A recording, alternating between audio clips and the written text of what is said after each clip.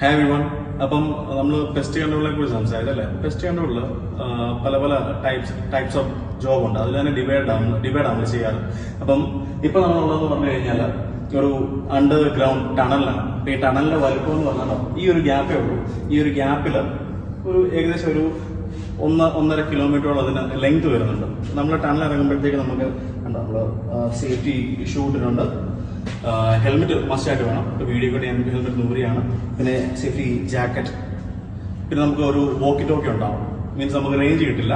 അപ്പൊ നമ്മൾ എന്തെങ്കിലും ഇൻ കേസ് എന്തെങ്കിലും എമർജൻസി ഉണ്ടെങ്കിൽ നമ്മൾ വോക്കി ടോക്കിൽ നമ്മൾ അങ്ങോട്ടും ഇങ്ങോട്ടും ബന്ധപ്പെടും. അപ്പൊ നമ്മളിപ്പോൾ വന്നിരിക്കുന്നതെന്ന് പറഞ്ഞു കഴിഞ്ഞാൽ ഇത് കണ്ടോ, ഇത് റോഡൻ ബോക്സ് എന്ന് പറയുന്നത് ഇതൊരു റാറ്റ് ട്രാപ്സ് ആണ്. അപ്പൊ ഇത്രയും വിലയുള്ള എക്യുപ്മെന്റ്സ് ഒക്കെ ഇരിക്കുമ്പോഴത്തേക്ക് റാറ്റ് ഇത് കടിച്ചു മുറിച്ച് കഴിഞ്ഞാൽ വിഷയമല്ലേ.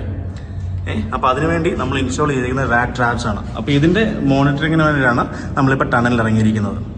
ഓക്കെ, അപ്പം see you, bye. Hi everyone.